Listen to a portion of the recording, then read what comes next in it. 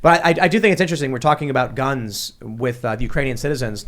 The question I have, I guess, is if these like liberal types, not leftists like guns, these liberal types are cheering, like Occupy Democrats cheered for the distribution of 18,000, I think it was, select fire Kalashnikovs, full auto rifles. You said, like, why don't you want that for us? And I'm like, it's an interesting question. Why do they want Ukraine's borders protected and the people armed, and they want the people of the United States disarmed and our borders porous and weak? Because they want Russia broken. Because they're Russophobes, because they listen to the media. Russophobes? Yeah. They're Russophobes? There's a lot of Russophobia. Okay. Sorry, I'll let you finish that, and then I'll go to my article. It seems like the liberal people that are acting is a fractal behavior of the liberal economic order, which has literally gone around the world setting up military bases and disarming countries, like Japan after World War II, arguably justified, I don't know. But the fact that they would be like, stand down, get rid of your nukes, Ukraine. Like, that's basically what these liberal people are trying to do to American citizens. Get rid of your weapons, guy. Like, there's fallen orders, fall in the path, they're mindlessly, whatever it is. Is that going to be an effective human civilization? A bunch of sheep just bleating about and just eating grass? No, I think diversity and resistance is more effective. If you look in nature, that seems to be what helps nature grow. Competition helps advancements. Yeah, you need a reason to want to work to go forward. You just go forward because that's what happens. You got to want it. Yeah. Okay, can I quickly read you this headline? Yeah, so talking about Russophobia, first of all, I want to point out, if you watch movies, you can always have a Russian villain. You can always have like an I'd even just say a villain from Eastern Europe, and no one really cares, right? They're like, oh yeah, that's fine. But if you have a villain that's, you could maybe do this 10 years ago, but a Muslim or something, people will lose their mind. There was an article in the Globe and Mail today that said Russians in the sports world are doing PR for Putin's war machine. And they're talking about Alex Ovechkin, hockey player. And I'm sure, did you guys see the tennis player that wrote "No War" on the camera? Yeah. So in this article, they're saying all of that is pro-Russia. We need to these athletes are all pro-Putin because they just said no war. They didn't say we hate Putin. Wow. And it's like a full-on, like hardcore kind of anti-Russian article. And they're talking about Russians that are saying they don't want a war and saying, no, enough of that. There was an NBC, I think it was NBC, ex-executive that said we need to start kicking Russian students out of America. We need to start seizing their property. And I'm like, there are thousands of Russians protesting against this war. Like, Russians are not Putin. You see someone vandalized. It was like a Russian club or something, like Russian-American club somewhere, like smashed out the windows. Yeah. They banned all Russian vodka. In Canada. That's right. In Canada. Yeah, at LCBO. I went and got a bunch of Russian standard vodka because they took it off the shelves 2 hours after I went and picked it up. Some up. I hear the Russian bathhouse in Manhattan is like the best bathhouse in the world. Whoa. Are you pro-Putin? Yeah. Wait, hold on. Let me go, Tim. We got to experience the Spanish flu, and now we're getting to experience Cold War anti-Russian xenophobia. How fun. It's you got to get spice of life, I guess. Yeah. Cyclical. We had that video from Alex Jones where he was saying it's like a World War I, World War II buildup. And he accurately predicted, I mean, as much as he predicted it, he said back in, I think it was October, that there would be a big war in February. So you have to wonder. Yes. Yeah, where's that jar? Do you have that jar somewhere? Oh, it's downstairs. Okay. Alex Jones was right jar. Yeah. He's getting People his were advice. like, there should be more money in there already. He has a lot of good context because that was some good info, apparently. But I also, if you look at like the way the world inflation is going, you can kind of predict a conflict on the horizon. Back a couple of years ago. Oh, yeah. Yep. Price increases predict all of this stuff. So you look at what's happening in the U.S. and you've got all the tensions already. And now, and on top of that, the Russophobia, or whatever you want to call it, has been around since 2015. Like they're the boogeyman and villain. Russophobe. But it's a big component of the culture war. Russophile as well. No. So look. You get people saying you're a Russian bot. You support Russia. They say Tucker Carlson is pushing Russian talking points. And it's like, what did Tucker Carlson say? He said, here's what the West is doing in Ukraine. Here's what Putin is saying. And they're like, he supports Putin. Yeah. So what's happening internationally is also a big component of the culture war. You add into the fact that we already have terrible inflation. Now this conflict is going to make gas prices worse. Energy in Europe is going to get worse. Escalating prices for energy and food and then shelter. These precipitate major conflicts internally. Yeah. So I got to say, man, it just feels like everything's kind of falling apart. I was thinking about how you said culture is, or politics downstream from culture. And I was like, yeah, really, I want to help the world. If I was trying to get everyone fresh water and internet, if I do that for someone that's the enemy of someone else, that someone else is going to be really mad at me. That's right. Because that's going to help them grow and produce more humans. But if I'm an entertainer and that person is watching my movies, their enemies don't care. In fact, their enemies are probably also watching my movies. That's the beauty of entertainment. It connects people. Osama bin Laden was playing Final Fantasy VII. He played really? Animal Crossing. What? Nice. Absolutely. He was a human being who played, like, they don't, humanization is a problem. Like, if you come out and you talk about why does Vladimir Putin want to do this, what are his intentions, then you're pro-Putin. Like, that's literally what they said about Tucker Carlson. Yeah. Well, this is that PhD guy I was talking about. It terrifies me how little we understand. So in China, in Russia, they understand us very well. We do not understand the East, but they get us. You'll see it. Even China will come out and they'll be like, go to the United Nations and they'll be like, oh, look at America. We need to deal with America's racism problem. George Floyd, woohoo. Like, as if they aren't super racist there. A lot of people anyways, obviously not all. And there's definitely an unwillingness to understand them because it's like that's humanization. You have to leave them as inhuman. If you even try to understand the Eastern perspective, then you're pro-Putin, you're pro-China. It also scares me, and I wanted to kind of talk about this quickly if you guys are willing to, but when we talk about making political decisions in the West, it's on a 4-year cycle. It's just based on election cycles. With Putin, with China, Russia, it's all like 100-year cycles. You've seen China with the South China Sea. That's been a 100-year plan. We're going to slowly take this. We're going to work on this. And Putin, how long has Putin been? At least 20 years. Yeah, he's been in office ages, but they're looking on long term. Well, we're not. So they're like, short-term pain economically now for Ukraine. What's that looking like in 50 years for us? That's how they're thinking. Well, there's a terrifying reality in that, to an extent, authoritarianism is efficient. The problem is if you're people always get mad at me when I say that, and I'm like, it is. That doesn't mean it's effective, efficient, different. So here's what I mean.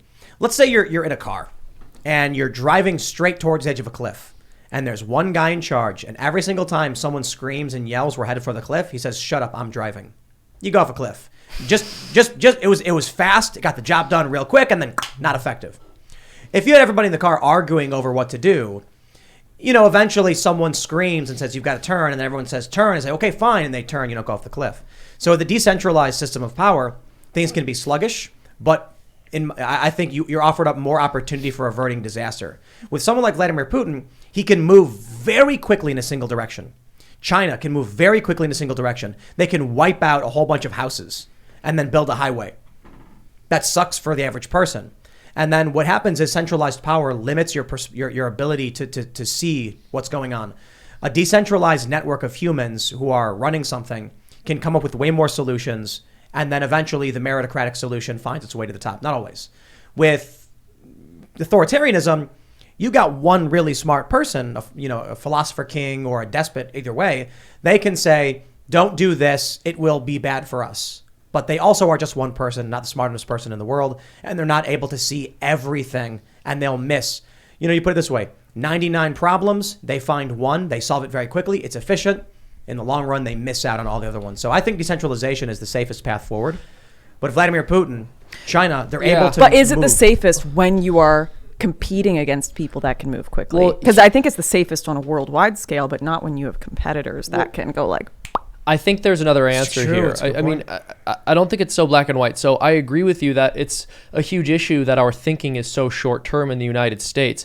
I don't necessarily believe that long-term thinking is incompatible with a decentralized system. You just have to have a population that is virtuous and intelligent enough to want to make decisions that will be better for the future. So as it happens, our culture is really bad at cultivating virtue and encouraging people to move in a direction where they will make sacrifices today for a better future tomorrow. If we were better at doing that, we wouldn't need some kind of insane authoritarian system for people to make decisions that would actually be good for their children. So a really good point is when you have a unified culture, you could theoretically have a despot, but no one cares because they all agree with the direction the culture is going in. Kind of like So a if captain on a boat. if the people of Russia are all like, we like what Putin is doing, it's part of our, our beliefs and our ideology, are they really going to be upset? Obviously, there are people protesting in Russia. I'm not saying they aren't. I'm saying if everybody in China agrees with Chinese communism and are willing to make sacrifices for the greater culture, then I think everyone's happy with it. I think part of the problem is, and so for the United States, even though we've always had these 4-year election cycles for the presidency, we were able to progress towards goals that took us quite a long time. And that was because, for the most part, we were on the same page culturally. A different political party taking power from the political party that was just in power for 4 to 8 years didn't really mean the country was going to move in a radically different direction. So you could achieve things that would take decades and decades to achieve, because no matter who you voted for, they'd be interested in that. Now the difference between the left is so massive, and we completely disagree on what's good for the country. And so that does mean every single time power changes hands, our country moves in a completely different direction, and we can never make any real progress. Well, let me clarify that. See, I think you got a little bias there, Seamus. Nuh-uh. You're assuming they're operating based on what's better for the country. They aren't. No, they're not. Objectively not. I would agree that they're not. I mean, if you're for open borders, if you're for non-citizens voting, if you oppose the Constitution, you're literally not for this country. No, I agree. Now, look, here's the issue. I never said they were for the country. You said I'm being somewhat facetious, but you said deciding on what's best for the country. Oh, yeah, sure. They're actually arguing what's worse for the country. They think that's the best, but it's not. I would agree. But here's my issue. If you're of the opinion that America sucks and the woke are, and it should be dissolved or destroyed or overturned or radically altered, or there should be a revolution, fine. Just say it. Just come out and be like, we hate this place. And I'll be like, all right. Like, just be honest with me about it. Well, and that's the thing. A lot of them do, and then we're still willing to engage in conversation with them about what direction the country should move in. Well, I mean, like, the Democrats, like the actual political class, and the neocons, of course. I don't one think of it's these just the things- Democrats well- and the neocons, though. It's been like a fascinating trend to watch some of the people that hate this country the most be right-wing nationalists. Have you not That's seen true. the memes where people are like, hey, you're a fascist, you're a bigot, you're a white male, we hate you. And then, hey, man, come and go to war with Russia with us. And they're like, no, F you. I hope you die. Yeah, I see like they're like, I hate this country now. I hope it collapses. John Doyle did a whole post on it, and he's like, you know, this is... We're in a regime that is conquered by a globalist liberal power. And it's crazy to see, you know, nationalists being super against America. Well, so interestingly, Stephen Marsh, we had him on the show. He wrote the book, The Next Civil War, and he summarized it in a way I hadn't heard someone summarize it, and I think he nailed it. He said, within the United States, there's a multicultural democracy and a constitutional republic, and they can't coexist. And I was like, oh, you nailed it. I mean, that explains that. I mean, they want to get rid of the electoral college, which would be devastating. Yeah, insane. Yeah, they're for open borders to a great degree. I don't, you know, they always come out and they nitpick. It's like, no, to a great degree. They've been, you know, the Democratic establishment's been smuggling migrant children, illegal immigrant children across the country on planes, on military planes. They're very much at odds. They don't believe in the Constitution. But here's the issue I take. If you want a multicultural democracy, okay, present your case, make your argument, go vote. Let's have that conversation. The problem is the lying. They come out and they say, we're for this country and the Constitution. Let 800,000 non-citizens vote in New York. And you're like, they're not citizens. That's the thing. And being for the country and being for the Constitution are different, because the Federal Reserve was formed, literally, the Bank of International Settlements. This is like a mind worm in our system. It's been in there for like over 100 years, and that is the country. So I don't love that, but I love the Constitution. Well, no, but hold on. Look, Ian, if a brain slug landed on your head and took over your body, I wouldn't say, well, I guess Ian's got to go. I'd be like, get rid of the brain slug. You would, because you know me, but everyone that saw me would be like, hey, Ian's acting crazy. Right. That's right. And it's been, 100 years or whatever? Or like so you have to detect what the virus is and point it out to people. I want to point this out, Tim. You're talking about the fact that these people will not come out and say that they hate the United States of America. And at some point, and I'm sure you agree with this, I'm sure I'm not going to get much pushback here, but we'll see. At some point, they don't really have to. It's like that person who tells you they don't hate someone, but then every single thing they say about them is bad. And whenever they talk about the goodness that they might potentially find in that person, they say, well, they could improve in this way. They could hold themselves to the actual standards that they've set. It's like, okay, you hate them. And I'm not going to be all that surprised if you're actually rooting for their downfall instead of trying to make them better, because everything you say about them is critical all the time. Criticizing in good faith is different than criticizing with it's trying to never in destroy good faith. someone. I agree with you. The issue is there are a lot of conservatives, there are a lot of moderates, and libertarians who think that the left is being honest when they say these things. Like, so again, to throw it back to the conversation we had with Stephen Marsh, I said, you know, in California, they tried repealing their civil rights legislation or provision from their constitution. they actually are in favor of segregation. He goes, yeah, well, they're saying so are you. And I'm like, and they're lying. Well, they're saying you're lying. And I'm like, yes, but they literally tried to pass a proposition to repeal the civil rights language in their constitution. I didn't, and I'm not sitting here advocating for any conservative to do that either. I'm saying, hey, don't. But the problem is, for a regular person, he was saying, like, look, I'm about 30,000 feet watching this thing. And then I'm like, and you need to dig deeper to see exactly who really is lying and telling the truth. That's what I want to know. What's the mind worm? What do you think it is? What do I think the mind The liberal worm is? economic order?